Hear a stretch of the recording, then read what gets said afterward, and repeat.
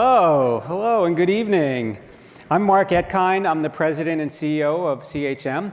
Brand new, 2 months on the job, and it's really great to see some familiar faces, to see some long-term supporters, and to welcome all the new folks to our community at this incredible museum.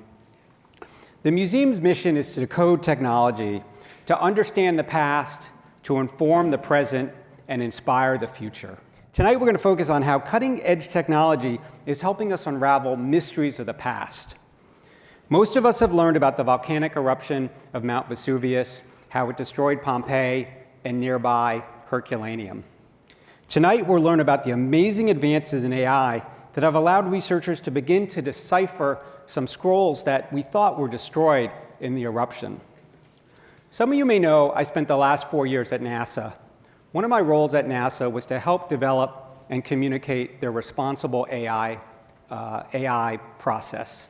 And if you think about space travel, the distances we have, if you want to explore planets, if you want to analyze the incredible amount of data coming back from our satellites, you need AI.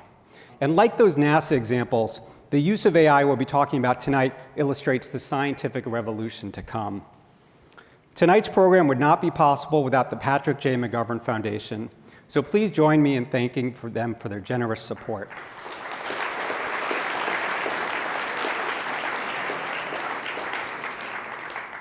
And now I'd like to introduce our moderator for the evening. Russell Eyrig has been a senior producer and manager of programming at CHM for 3 years. Please welcome Russell Eyrig. Thank you. Thank you.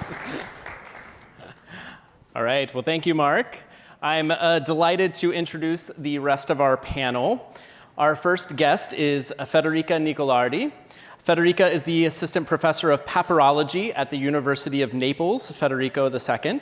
Her research primarily focuses on the Herculaneum papyri, with a special emphasis on critical editions and virtual restoration techniques.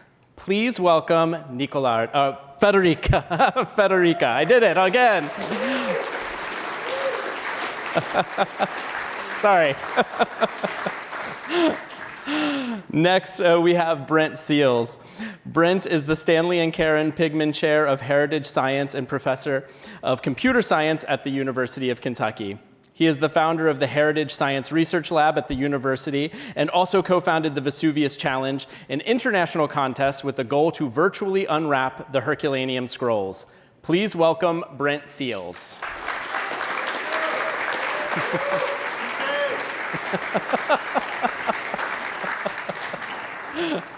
Some real wildcats down here. Okay. And finally, Nat Friedman. Nat is an investor and entrepreneur who launched the Vesuvius Challenge with Daniel Gross and Brent Seales in 2023. He was also the CEO of GitHub and former chairman of the Gnome Foundation. Please welcome Nat Friedman.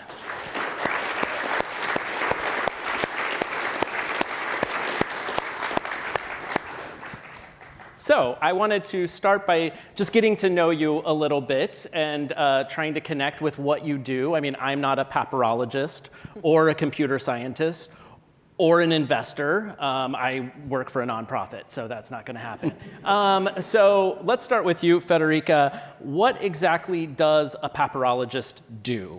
Mm-hmm. Yeah, so papyrologists study not only papyri, because that's what we would think probably, but in general, papyrologists study ancient texts written on light supports, meaning, for example, papyri, but also ostraca, so pottery, for example, pieces of pottery, but also tablets or other supports like parchment, and they have to study both the materiality and the text. So you have to deal with all this material and the restoration, for example, and at the same time work on the interpretation of the documentary or literary text you can read on it. Okay. Was this something you always wanted to do? Yeah, that's a nice question. Actually, when I was studying at school, I had already decided to specialize in classics. I didn't know much about papyrology, but I remember when I was reading all the exams that I would take in my course, and I saw papyrology, I say, oh, okay, this is very interesting. And then during my bachelor degree, I didn't pick papyrology as an optional exam. I picked it at the master's, and I said, okay, now I found what I want to do in my life. Wow, well, that's great. So Brent, moving on to you. How does a computer scientist end up working on these ancient damaged documents? Yeah, it was an interesting path for me in the era of the internet, the mid-90s, which was when my career was starting. Digitizing books and putting them online was important because we were creating basically the largest digital library in human history. But what I could see even then is that the damaged material and the difficult to access material would be left behind. And it created for me a little corner of that universe that was interesting, and I never could have imagined how interesting when Herculaneum came on the scene. Nice, nice. And so Nat, how did you get connected in all of this, and what's the story there? Yeah, I mean, it's also a sort of strange story. I don't know how we all stumbled into this situation together, but it was early 2020, and we were in kind of COVID lockdown, and I had this job running GitHub, which was good overall, but there were some rough moments. And so just between COVID and my job, I was kind of stressed out and wasting time on the internet, and I ended up late one night sort of stumbling on Wikipedia about an article about the existence of this ancient library that had been buried by a volcanic eruption and was sort of unreadable but preserved and unique in that way, and it was just like the most fascinating thing. And then I think a few clicks later I found out about Brent's efforts that had been going on for a while to use particle accelerators and computer vision and machine learning to try to read these things. And I just thought that was the coolest thing I'd ever heard about. And so I thought, gosh, I want to follow along and see what happens with this project.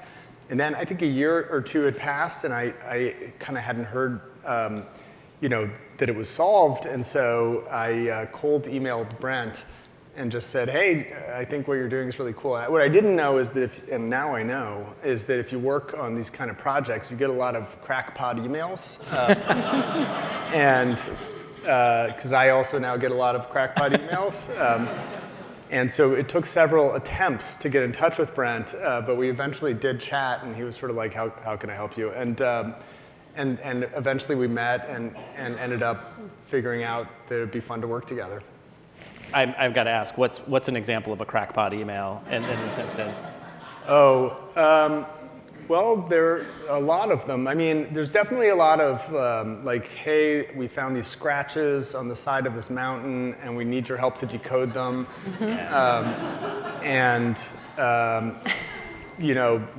Like lots of, I've heard from 3 or 4 people who believe they have decoded Linear A, the ancient Minoan language. I have no ability to judge whether they decoded it or not, but they think that I will adjudicate that. And so, yeah, just stuff like that. Gotcha. So if you're listening and you're thinking of emailing something like that, just maybe hold off for now. My email is out there. Right. Well, I wanted to go back in time a little bit and ask you to tell me a little bit about Herculaneum around 79 CE. And what was life like at that time? I don't know who's the best person to answer this question too. So That's me. Anyone pop in. Federica. I can start Federica if you want, and I want to add something. Yeah, when we think about Herculaneum, we usually think about what happened with Vesuvius, but the city was actually a pretty vibrant city.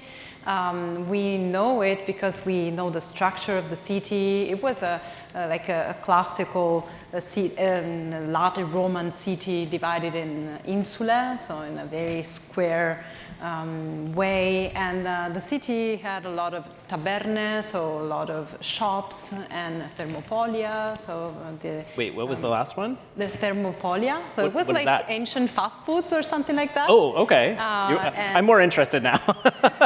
Ancient fast food, love it. And of course, houses, public buildings, and a lot of the city of Herculaneum is actually still buried because the city was sealed and buried by the eruption of Mount Vesuvius. We know that the city actually was often shaken by earthquakes. This happened a lot. There was a severe earthquake in '62, and then it happened very often, especially right before the eruption. People were kind of used to that, and that's something that is actually happening right now in Naples too. We're pretty used to having earthquakes. But the city was a very vibrant city, as I was saying before, and it had different types of houses and just one villa, as far as we know, the Villa dei Papiri. Okay. It was a little bit outside of the main city. So what do we know about the eruption that happened? Yeah, about the eruption, we know especially from Pliny the Younger, who tells us about what his uncle was seeing at the time, so Pliny the Elder.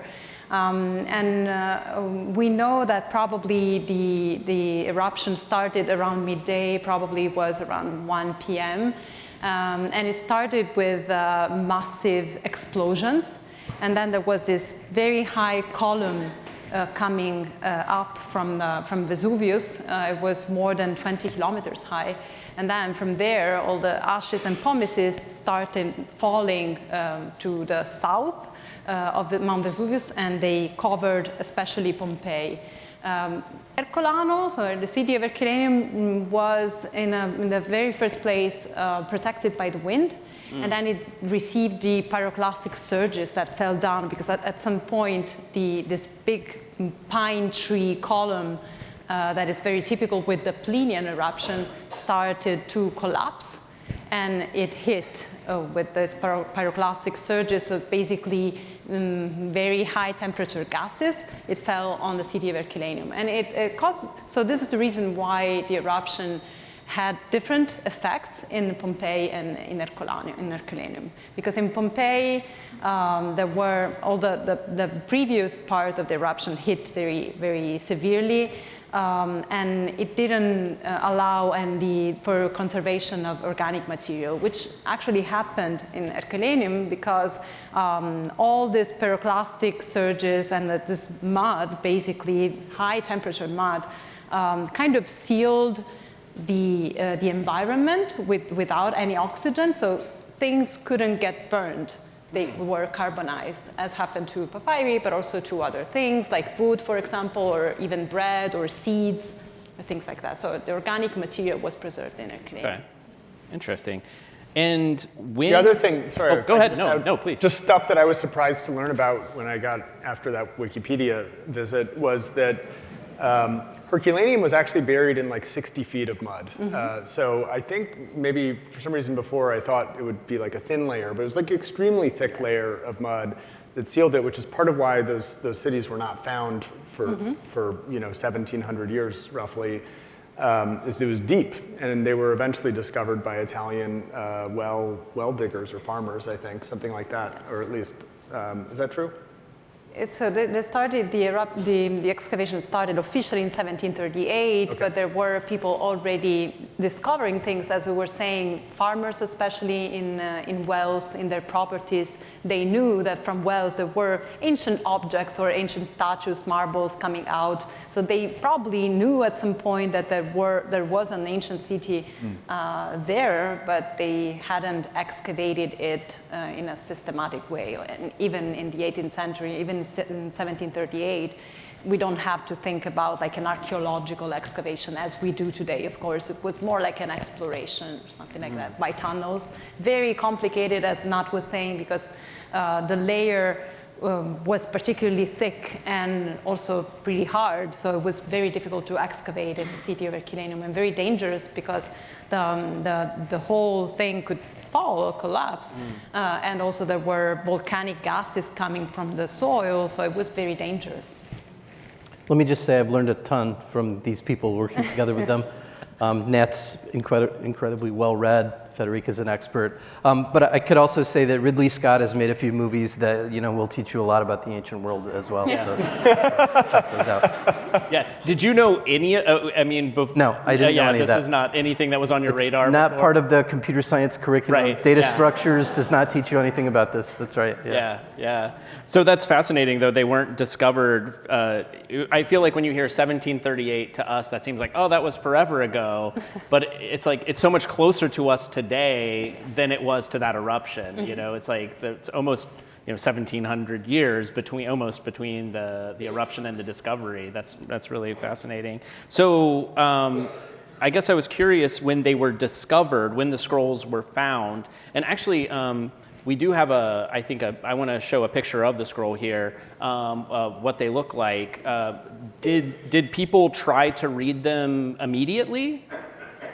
Not immediately. Should I start with that? Do you want to do that? Well, I think they didn't know they were scrolls in the very beginning, and maybe you can say what happened. Yeah, so we know that also from people who then started to work on trying to open the scrolls, that at the very beginning when they were finding papyri, of course, they couldn't understand what they were. And we don't have to judge this thing. It's completely normal. First of all, because they don't look like books. They don't look like even like scrolls, because they're very compact and compressed and very irregular in their shape. So, and pretty black, of course, difficult to connect to what we are used to when we think about papyrus, because papyrus is kind of yellowish. But also the main thing is that when the papyri were found for the first time, the first finding was October 19, 1752, and no papyrus had ever come to Europe from Egypt by that time. So the first papyrus came to Europe from Egypt in 1778. So no one really knew how a scroll would look like. So it's not surprising at all that they weren't able to recognize it. And then at some point, as they say, some of the scrolls broke off, so that there were some pieces coming off, and they were able to see some ink and some letters. So they finally understood that they were books, and they tried to open them, because of course that was the first challenge when they understood, okay, these are books, and now how can we access the text in these books? How can we open them? And they tried it in several ways, very drastic sometimes. So even the very first attempt carried out by the head of the museum, let's say the Herculaneum Museum, where they were bringing everything from the excavation, was just cutting the scrolls along their length to be able to reveal some text and just show it to the king, to tell him, look at what we've done. We've recovered some text.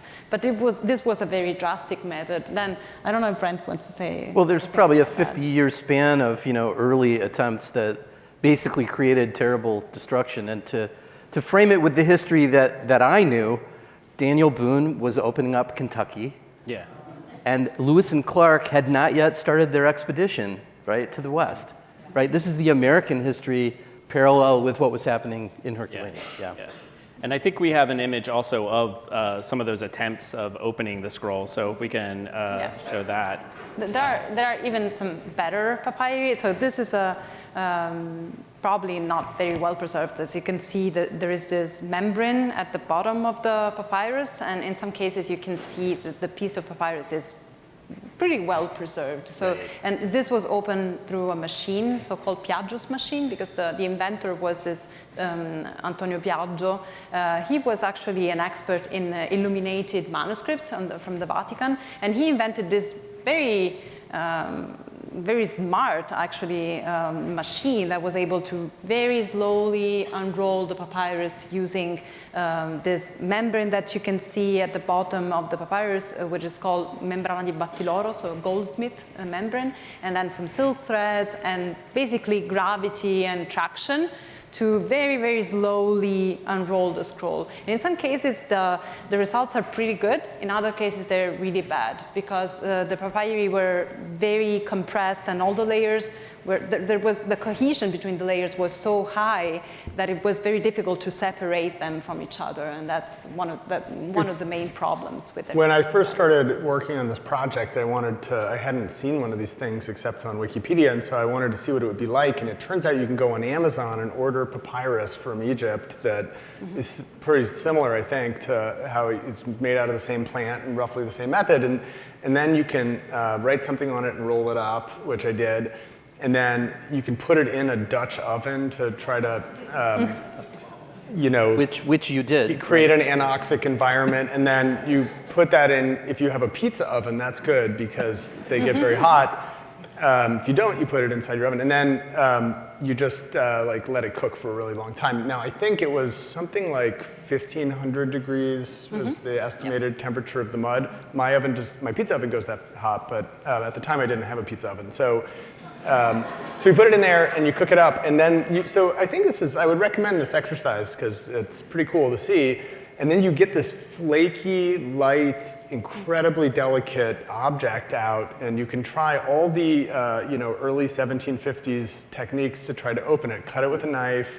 They would soak it in water. At some point, they poured mercury into them, thinking that mercury, might slip between the layers because it's slippery. Turns out that mercury is also very heavy, and it just sort of crushes parts of the ash, or it's not quite ash, but the carbonized papyrus. It gave me a good sense for the difficulties of reading these scrolls because the papyrus is made of 2 layers of plant fibers. They're laminated together, so you have sort of vertical fibers underneath and horizontal slats on top that you write on. Those will delaminate, it blisters, all this, it's super messed up. And so sort of seeing that yourself in your own scroll it's your homework. I do not know if we should recommend people No, it's fine, it's fine. Okay. Yeah. Nat says it's okay, all right. It's totally great. All right, well. Just open a window before you take it out of the oven. A lot of smoke. All right, well, I wanted to sort of bring us up closer to the present, at least, and when did people realize the technology had advanced enough that we might be able to read these in a different way? And maybe this is for you, Brent, I'm not sure. Well, it's been, 275 years since the discovery, and every era, right, has applied its technology for reading. Photography, of course, changed things because there were facsimiles that were made in the late 1800s. Some of those facsimiles then were made with infrared photography, and then it was discovered that actually infrared incident light, even with regular analog film, could make the contrast of the writing, which is essentially black on black for the ones that have been opened, it could make that contrast much more readable. And so then we start this race, photography's changed, it became digital, right? And this race to use the new technology to continue to improve, and that's happened right up to present day, right? Okay, and so how did we get to this sort of AI point, I guess, and what was that transition like? Well, for sure, there was a moratorium eventually on physically opening them, because at some point... It was surprisingly late, though. Yeah, surprisingly late. When was the last physical attempt to open? So it started in the 80s and went up to the beginning of this century. They were basically using gelatin and acetic acid and tweezers to physically detach layers in the scroll. And they produced an enormous amount of fragments that are just glued on rice paper, so Japanese paper, very light and just very difficult to consult and very fragile, of course. But this was the last attempt to physically It's like open 2005? them. 2001 to the last attempts, yeah. Wow. And so then how did whose idea was it to try using AI? It's this guy, okay. Well, virtual unwrapping was my idea back in the day to get at the scrolls that hadn't been opened at all. And there was this idea that we could maybe do better than any of the ones that had been physically opened even though the damage was profound, by choosing a non-invasive method, like with X-ray and with tomography. And that turned out to be a great idea that was incredibly hard to implement. And it was AI really that rescued us on the last stage, right, of what we really needed to make that work. And Nat, I mean, you came to the team when we were working through that, right? Yeah, exactly. So the process that's worked so far to get text out of the scrolls is basically, I think, 4 parts. You get a scroll, and you put it in an X-ray source, and Brent had the smart idea to use a particle accelerator to produce the X-rays because we can get much better scans out of that, and originally scanned a couple of scrolls at the Diamond light source near Oxford, England. And so then you get out of that, and then you do a tomographic reconstruction, you get a 3D volume of voxels, which shows you kind of the density, the radio density to X-rays of each point in this column of it's sort of black burrito, that you've scanned. And then the next, so that's sort of, step 1 is you scan it. Step 2 is you want to now find, so in theory, it's just a spiral of papyrus. But of course, it's damaged, it's bent, there's cracks, there's blisters, there's delamination, there's layers that have been smushed together and are really stuck together, the sort of compressed regions. And so actually just figuring out how you can trace the surface of the wound papyrus inside this distorted spiral is really hard. And so that's what you need to do. You need to sort of find the surface of the papyrus. So if you were to unroll the papyrus in front of you, it would be like a long rectangle that's maybe like this big and as much as like 15 meters long. I'm looking to Federico to make sure I'm saying the right things. And then they would write on it in columns. So you'd have like a column of text here, and then next to it another column of text and another column of text. And that long piece of papyrus, in fact, was made of several sheets that were glued together. And so now, so there's a double thickness of the overlap areas. And so now you have to sort of reconstruct this. And Brent and his team had built some software that you can use to try to semi-manually, with a little bit of augmentation, trace this sort of surface of the papyrus, but it hadn't yet been done at any kind of big scale inside of a scroll. And then once you do that, you can just geometrically flatten it, and you kind of, instead of dealing in the 3D volume, you can kind of flatten it out as in your computer. And you get sort of a flattened sheet as if you had physically unrolled it, you virtually unrolled it. But then your problem is you have to find the ink. And the real trick with the Herculaneum papyri, we're using X-rays, and everybody's gotten an X-ray. People have had a CT scan. You look at them. I broke my wrist a couple times actually, and you get an X-ray and you can see your bones. They're very clear. They're white, and then your other tissues are darker because the bones are denser under X-rays. The problem with the Herculaneum papyri is that the ink has essentially the same radio density as the papyrus, and so you can't see it in the X-ray. Like, it is certainly not readily apparent. And we don't know quite why. I think the theory is that the papyrus is carbon-based and the ink maybe is also very carbon-based. I think the theory is that it's made of like oil lamp soot or something like that. So if you get a Roman oil lamp, you put some olive oil in it, and then it makes soot, and then you can write with some densified version of that with some water.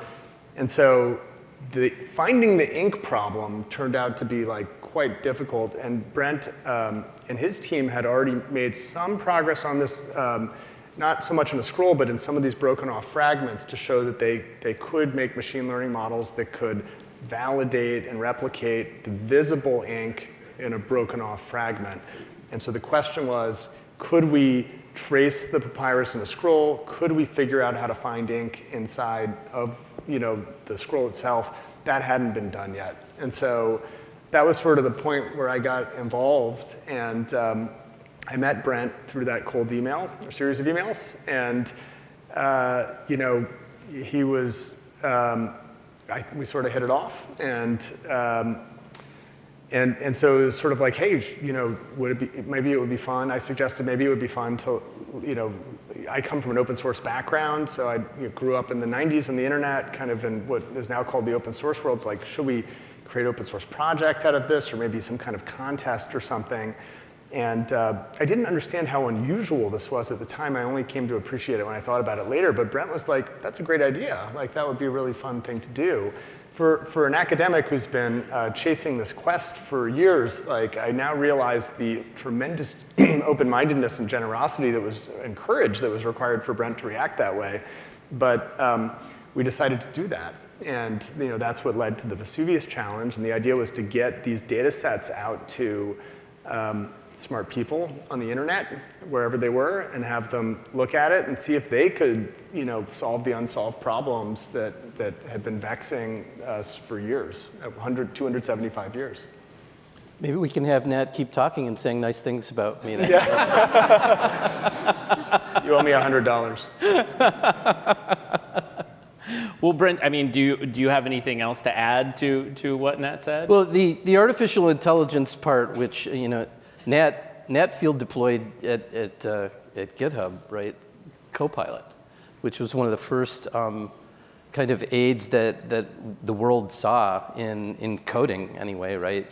Related to this whole AI large language model surge that we now see. And so he was the right person to help me extend toward a kind of AI approach that would help us make that ink that's so hard to see more visible. And so there's this enhancement problem that was kind of unsolved and open. And being able to use the contest to really push hard on that turned out to be a key that opened up the next phase of the project. And so AI has really been, I would call it analytical AI, not generative AI, but the ability to enhance evidence of the ink that's not visible to your naked eye, but is still there. That evidence is still there. And using AI to do that was a huge step forward. Talk a little bit more about that difference, because I don't know if everybody understands what the difference is between generative AI and this process that you're talking about. Yeah, well, analytical AI has been around for a while. These basic techniques that form the AI ecosystem of trying to learn something from examples, right, and then infer on a set of data that you haven't seen before based on what you've learned before these examples, right? That's basically what I'm talking about, rather than sort of generating something new or inferring a higher level thing like text or a language model. All of the work we've done is really enhancing the signal of the ink, the evidence of the ink in the tomography. Got it. So tell me about the challenge that you set up. How does somebody actually win? Yeah. What's the process for that? Well, I'm kind of proud of this part, because after Brent and I chatted and he said, yeah, we should figure something out, I drove home from our conversation and it was sort of like, okay, how are we going to do this? And the more we sort of talked and I thought about the problem, the more I realized it's really hard, and there's like many things that you have to figure out in order to get text out of a scroll, many of which were not figured out. And at the time, to be honest, I didn't even know if it was going to work. Like, I thought maybe there was a 30% chance that by the end of the year we could get some text out of a scroll, but I thought it was worth a try because it was so cool. And so, so the challenge is, if you just want to do a contest and you're going to have like a big grand prize for, you pulled 2 pages of text out of this, if it's extremely difficult and requires solving 5 or 6 different problems to get there, then the most likely thing that happens is that like different people or teams will work on it a little bit, they'll make a little bit of progress in different areas, but then it's so hard that they'll just give up, and then their little bits of progress will get lost. And so the idea that we came up with was to have still a big grand prize for pulling the first big blocks of text out of a scroll that had never been opened before. Do that because it'll excite people and be prestigious, but then also offer little progress prizes along the way to people who make, figure something out about the unrolling, or are able to improve the ink detection algorithms a little bit, or make a tool that is helpful to the research that goes into all of this. And we called those progress prizes, and they would be a little dopamine hit for the contestant, but it was conditioned on open sourcing your work. So you could kind of win little prizes along the way. You just have to open source your work, and then other people can build on it. And so that we thought that way everybody can sort of raise the water level, build on each other, get us closer to the possibility of someone winning this grand prize. And that worked really, really well. Like, not only did it actually go the way we thought it would, which was that, you know, people did work, got recognized, and made progress available to other people, but it became addictive to the participants, because, you know, they sort of heard about the project and they went to the website and they did something small and they got a prize. Maybe they got $500 or $1,000 and they felt good about that. And they're like, oh, I'm going to do a little bit more. And so we would take people kind of along this journey from being, you know, we called it scroll curious to like eventually to scroll obsessed. And there are some deeply, scroll obsessed people now. Like the three of us, I would say. Who just can't give it up until it's done. And so, that was sort of like maybe the main, you know, sort of mechanistic invention of the contest itself was this idea of these, you know, open source progress prizes. And we do have a picture of one of these virtually unscrolled. So I think, you know, comparing this to the previous attempts at physical unfurling, I think is pretty obvious. Yeah, so this is the, this was our, what year is this, 25? So this is the 2023 grand prize winning submission.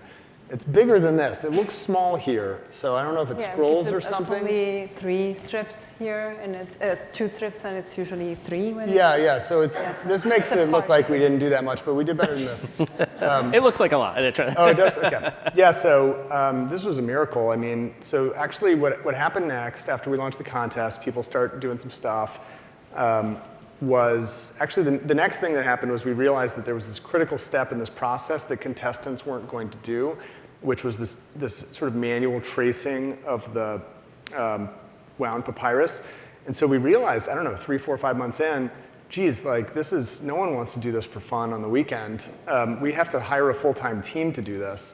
And so we went out and we hired maybe a dozen or so people whose full-time job was to look at these cross-section x-rays of papyrus and click on them, basically, to sort of indicate, you know, to follow the spiral. This sounds easy and boring. It's actually very, very hard because of the scan quality. So anyway, we hired a bunch of people to do that, and we started basically then doing the flattening ourselves and putting out these flattened segments to the community, and therefore we reduced the problem in the community to just like find the ink in here, and that became the big challenge for the community, and we didn't really find any ink until one contestant who was actually somebody I knew, this guy Casey. He took an unusual approach to trying to find ink. Everyone else was running these ML models and you know, trying to do transfer learning and all this stuff, and Casey just looked at the X-rays for hours, and with his eyes, he said, like, okay, I have a neural network already, it's in my head, so I'll just look at these until I can figure out what's going on in them. And he identified different sort of, okay, that's a crack, I think that's a crack, and these little dots are mineral concretions in the papyrus, you know, plant. And then he eventually noticed, after maybe 20 or 30 hours of this, these strange patterns that looked like a dried lake bed, sort of, we call it cracked mud or crackle, and he thought that might be dried ink. And then he sort of sent that out to the whole community, and that was the revelation that Luke Ferrator, who was an undergraduate at the University of Nebraska, built on when he decided, I'll take these little crackle areas, I'll train a ink detection model on them and see if I can find more ink that looks like this. And that led to the first word that we found in the scroll, and that was, gosh, late summer of 23, I think. So, and it was a very interesting word. Maybe Federica can talk about it. It wasn't like but or... No, that was pretty lucky, actually, because it was not kai, like and, or Allah, but it was the word porphyras, the word purple, which is not the most common word. And of course, it's very difficult. I remember at the time, people from the media were asking us all the time, why do we have this word in this papyrus? So so we had just one word out of probably around 150 columns of text. So it's like, I don't know, taking just one word in the whole Shakespeare production and try to understand what's that about. So it was a difficult question to understand, to answer, of course, at that time. And even now, we don't know precisely what that specific column means. Probably purple is an example to talk about luxurious clothes or something like that. Or it could also be something about color, because we know that the text is about perceptions, sensations, and so purple could be used in talking about sight, so talking about the sense of sight. So that's a hypothesis, because that column is still a little bit fragmentary, so we don't know precisely what it means. But I mean, right after that, after Luke's image, a couple of weeks after, we received a much better image, so a much longer image by Yusuf Nader. So he was able to read parts of 5 different columns. That was striking. I mean, I remember for me, it was really striking, because we were reading just one word and seeing a couple of letters to the left and to the right of that word. And then at some point, just all of a sudden, we could read pieces of 5, 6 columns. And I remember at that time, I was flying to Kentucky because Brent was hosting a symposium there in Lexington. And before my flight, people from the Vesuvius Challenge technical team asked me, things are evolving pretty fast. Can we keep you in the loop? And I was, okay, yeah, of course you can. And during my flight, I received that image. So when I landed in Lexington, I just saw the image, and I was completely, it was crazy, because it was like a huge improvement in such a short time. It was an electric moment, it really was. Yes. While we have this image up, could I just give a little narration? The lower right is the innermost part of the scroll, and you can see that column sort of ends, and the scallops on the top represent the wraps. If you take a paper towel roll and you cut the top off at an angle and then you unroll it, you'll see these spikes for every wrap. And so you can see how tight they are in the lower right, and one column spans 2 or 3 wraps, right? And then in the upper left, you see that one column only spans 1 wrap of the scroll, and we have text all the way through the whole scroll. So that just gives you a little insight into the geometry of the virtually unwrapped image that you're seeing. And if I can add something, that's really interesting, because that's exactly one of the elements that we use also for the virtual reconstruction of open papyri. So it's like really working on the same type of thing. So even when Nat was talking about the complex, so the difficulty of doing segmentation on the unopened scrolls, that's exactly the same difficulty that people were facing when they were trying to do physical unwrapping. So the papyri are really difficult to open, because there's this high compression and cohesion and everything. So segmentation is like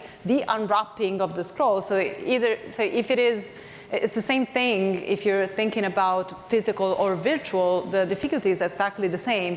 The only difference is that we're not destroying it. So right. That's not a tiny. We haven't, no scrolls were harmed in this production. Yes, exactly. Right? Yes. Well, you mentioned the first word. How much do we know now? Like, how much has been translated or transcribed or whatever?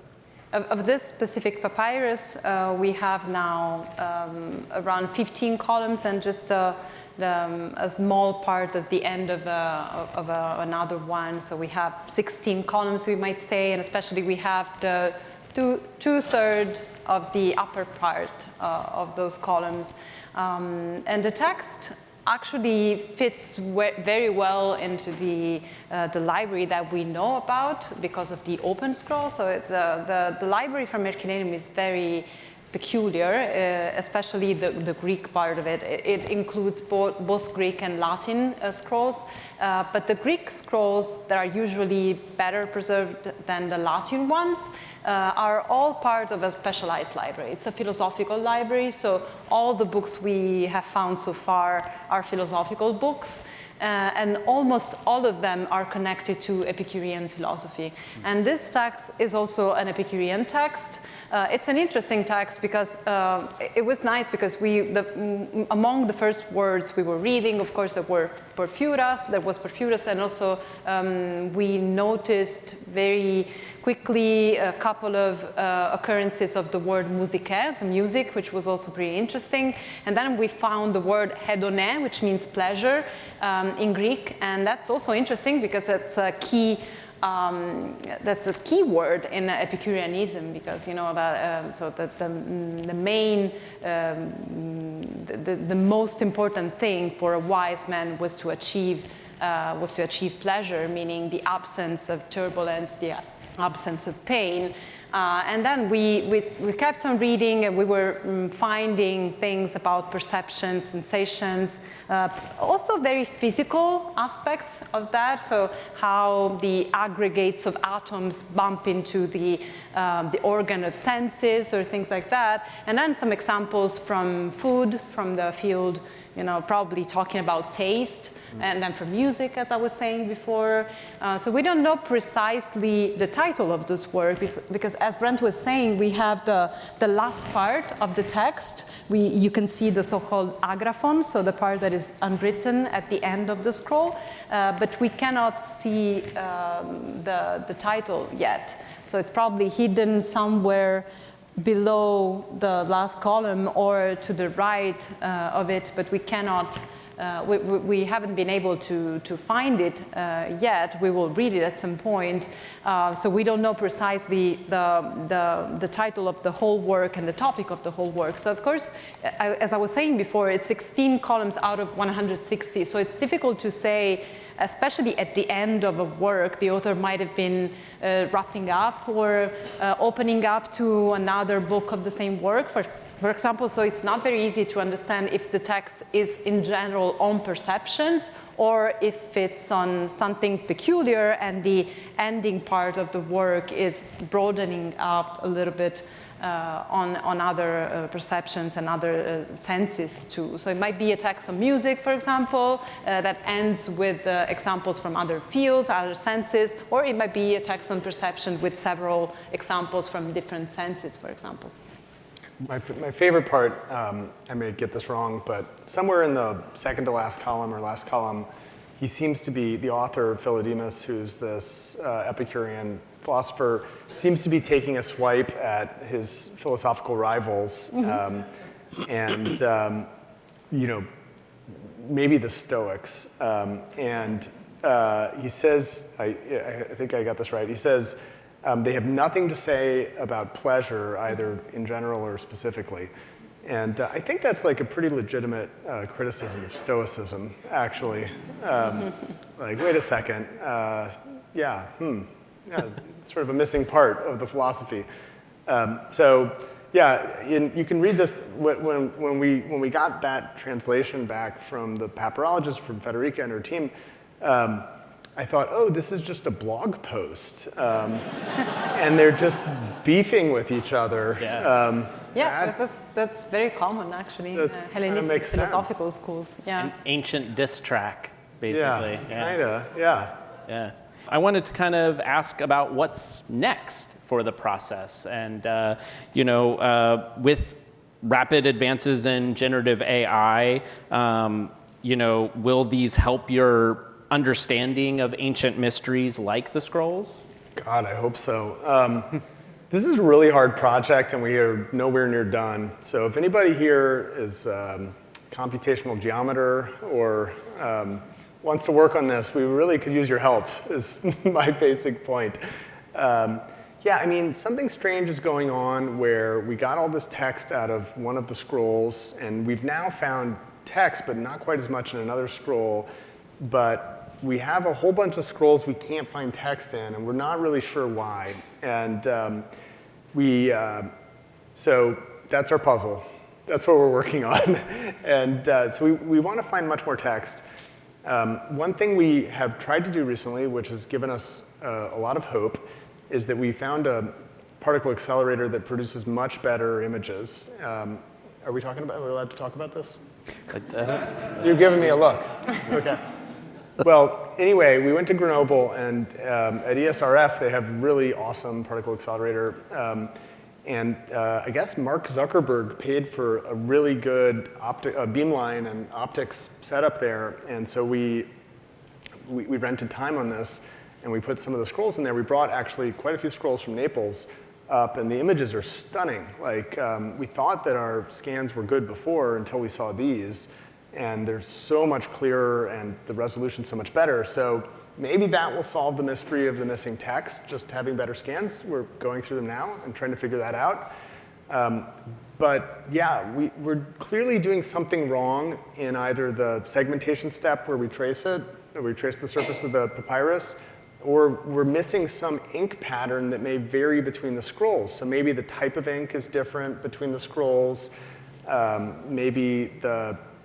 Maybe the machine learning model that detected the ink in one of the scrolls was picking up on a particular pattern that's not present in the others for some reason.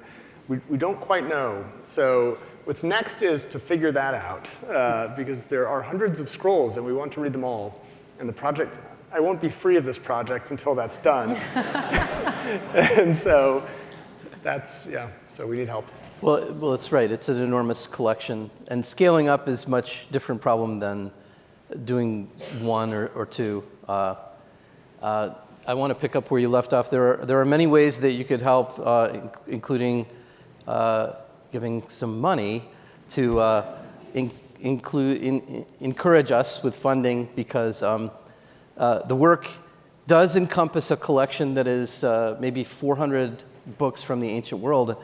And it hasn't really been since the Renaissance that it's been possible to have the potential of that much writing that is from the classical period directly, not medieval copies, right? So we're really talking about kind of a 500 or a 600 year high of being able to deliver these texts from the scrolls that they're locked into using these technical means. But it is by no means a simple challenge. There are many mysteries yet to be solved.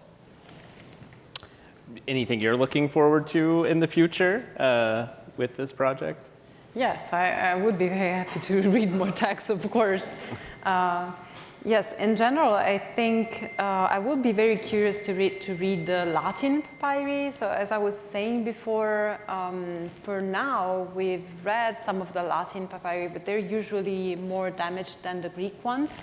And it is very difficult to understand what the text inside of them is. And in some cases, so in one particular case, we have the end title, and we know that it's a very rare work by Seneca the Elder, but we cannot really appreciate the text because it's too fragmentary. So the thing that strikes me the most when I think about this project is the potential to read a complete text, to read a whole scroll, because that's really unique. That's something that you cannot do anywhere else. So.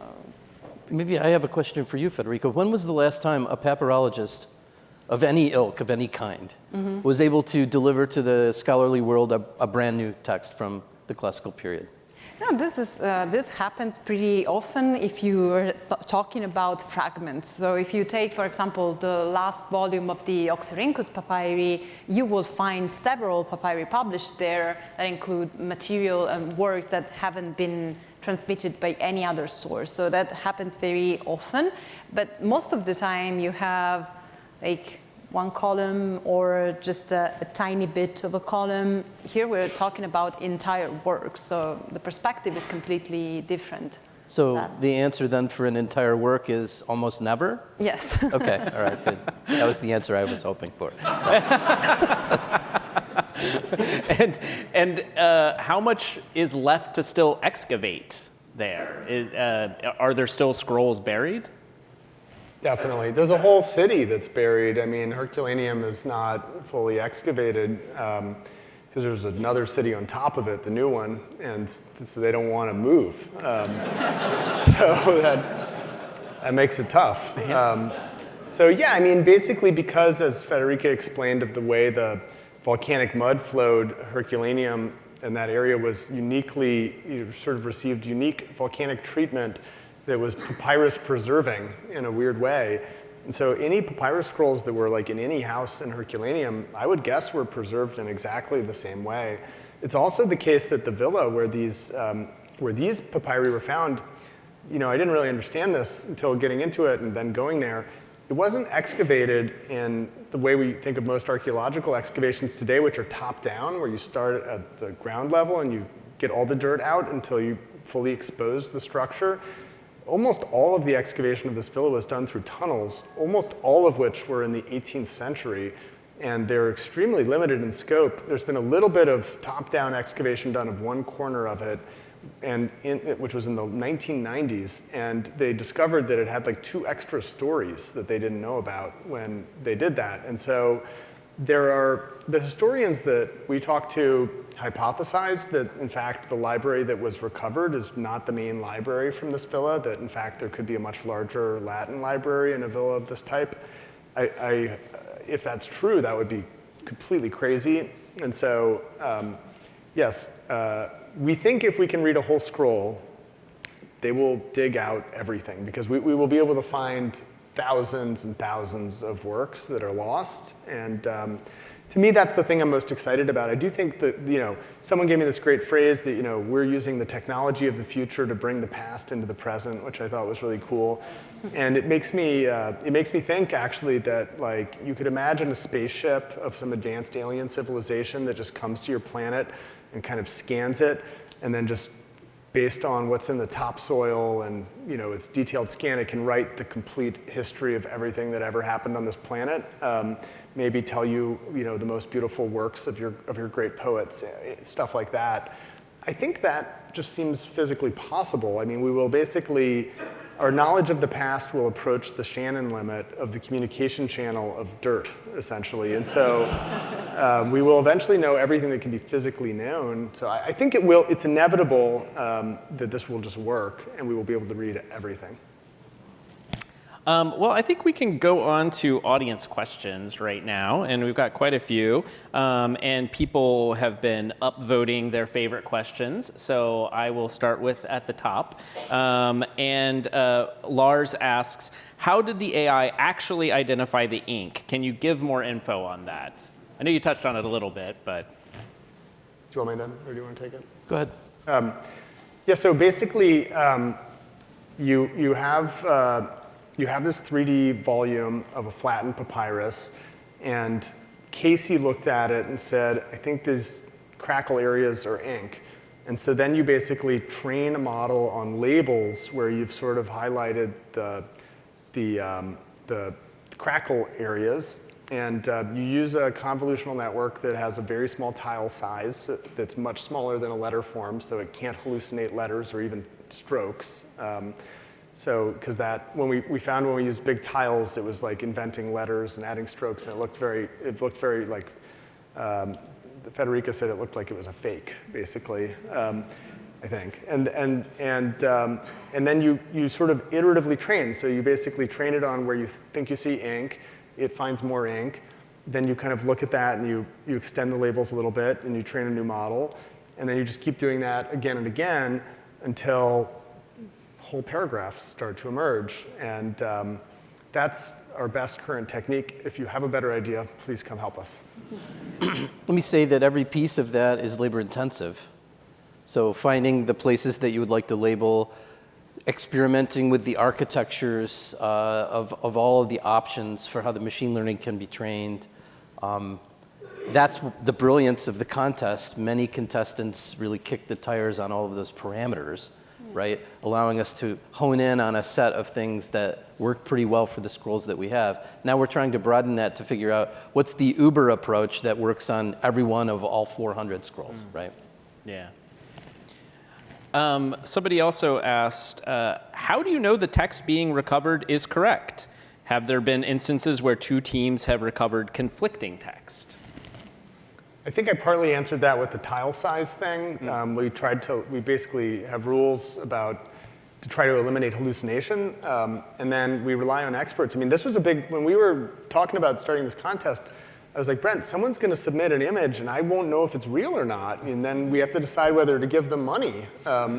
Maybe they photoshopped it. I have no idea. Like, how will I know? And so Brent had the smart idea to involve papyrologists in the review. And so we basically, we try to rerun their submissions to make sure they produce similar images, and we look at the code to make sure it's not, it's not cheating. And then we give it to Federica and her team, and they read it and see if it's real. Yeah, and I think it was very important for us to know that they weren't, so the AI wasn't looking for letters, so it wasn't doing any kind of what's called HTR, so handwritten text recognition. It was just revealing the ink for us to read it. And that was very important for us to trust it, of course. And at the same time, we were asked to, for example, to check if there were recurring patterns in the images that might have come from some kind of hallucination or repeating patterns. Or we were also comparing, so when we had to evaluate the submissions to be able to assign prizes, we were comparing the different submissions. It was interesting with the grand prize because we got, I think at the end we, as a papyrology team, we got 12 submissions. And comparing them, we could see that they all showed the same text. So with different degrees of legibility and, of course, more or less noise in the image or this kind of things, but they were all showing compatible strokes, compatible letters. And that was, for us, an important way to, to build our trust. We do get crackpot submissions where people say they found like maps of the world and lots of drawings of animals and stuff like that. But we don't think so. We don't think so. One of the notes I got was if you want to read a carbonized Herculaneum scroll, we have the date. So go back to the time before it was carbonized. So the answer is build a time machine. Okay. So why don't you just do that instead of all this other stuff? Might be easier than this. It might be easier. It's actually a good idea. Randy asks, how did you curate the presumably very large data set to train these AI models? Yeah, that's a good question. Yeah, I mean, I think it's a good question. I mean, the data sets are not large by generative AI standards. For training a large language model, the web itself is only just big enough. So by those standards, our data sets are tiny. However, a scan scroll at 8 microns is like a terabyte-ish. And so for working on your laptop, it gets a little bit unwieldy. But the data sets for ink detection are these sort of hand-labeled or iteratively labeled sets. And so we try to release everything we can to the community. So, the scroll scans, the raw scans, the segmentations, the flattened segmentations, and then labeled ink data sets. We kind of try to put all out there. And quality control is a big challenge for sure, which is why we had to bring some of that labeling in-house. And we actually have, I don't know, more than a dozen labelers that we pay full-time right now, producing we're trying a new technique for the segmentation where the papyrus plant has fibers in it, which I guess give it strength. And instead of just labeling the surface, the inner surface of the wound papyrus, we found that it was a little bit easier to label the fibers. And you can differentiate the vertical or the vertical and the horizontal fibers. And so we have, and there's a cool tool that we found called Webnosis, which was actually made for neuroconnectome labeling, I think. That's probably not the right term, but it was for labeling the connections between neurons and brain scans. And then we found out there's a whole industry of people who do this stuff in Ukraine and some other places. So we have all these Ukrainian neuro data set people who are labeling scrolls right now, which is pretty cool. And the visualization's interesting. They kind of fly through it and they try to follow the fiber. So, Also want to note the irony that for all of the fragmentary witness that we have from the physical openings, we have 10 times more fragmentary witness, but it's all virtual, right? So we have all of these fragments, but they're all sorted and stored in a computer database, right, as opposed to physical labeling, right? This question I thought was interesting. Why are the Latin ones more damaged than the Greek ones? Yeah, that's an interesting problem because we don't know precisely why. It is possible that they were stored somewhere in the library where they were hit more severely by the eruption, by carbonization.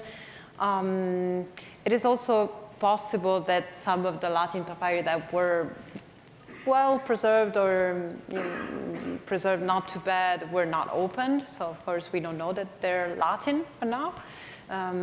But yeah, it is strange that in a Roman villa we have found so many Greek papyri and just 100 Latin scrolls. So the Greek papyri are probably around 800, 900 books, and the Latin ones are around 100. That's strange. So as Nat was saying before, it is possible that the Latin part of the library was somewhere else in the villa, and we haven't found it yet. That's a possibility.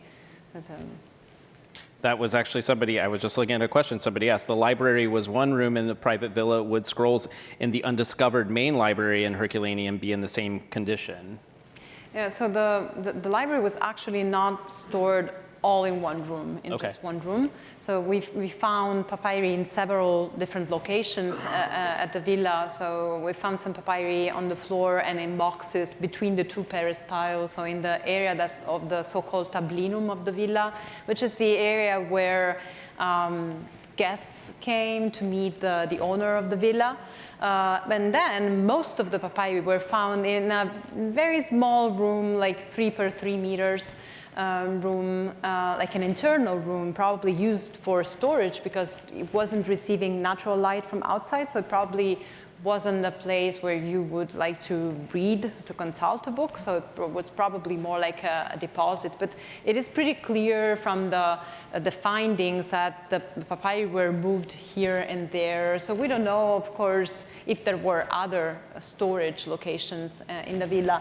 What we know for sure, for example, there are some papyri, this is an interesting fact about the library, all the works, all the books that contain works by a specific author, Demetrius Laco, a philosopher, an Epicurean philosopher himself, they all are kind of lighter than the other papyri. And we don't know why, because they're dating from different eras, so we would need to do material analysis on all the scroll across the collection to be able to understand that. But it's possible that they were stored somewhere else in comparison to the rest of the collection. So there might be a difference in the locations where the papyri were found, and this is also possible for Latin papyri, for example. Somebody asked about, was the project funded by the National Endowment for the Humanities? In part? No. No? Okay. It was originally funded by me, and then my friend Daniel, and then we launched the project. Brent and I had this really bright idea to launch on the Ides of March. We thought that was a good idea in 2023, and the problem with that was that GPT-4 came out like the day before, and so nobody noticed when we launched. And then Brent told me, wait a minute, they say beware the Ides of March. Like, we shouldn't have launched on the Ides of March. And he was right. And so basically we launched and nobody noticed, and the whole idea of the project was that people would notice it and want to work on it. And so I was despondent. And that weekend I was like, okay, we have to relaunch somehow, but we already like tweeted about this, so we need some news. And so the only idea we could think of was to raise some more money so the prizes could be bigger. I think I put $100,000 and Daniel put $100,000, something like that originally. And so I started texting some friends and just saying, like, do you want to give? We're doing this. We're gonna resurrect this ancient library from this volcanic eruption. And they were all like, no, that is not going to work. But out of like 10 or 20 friends I texted, 2 said yes, or maybe 3, and they were going to give small amounts of money. So I thought, okay, I'll announce this tomorrow on Twitter, and maybe some other people will want to donate.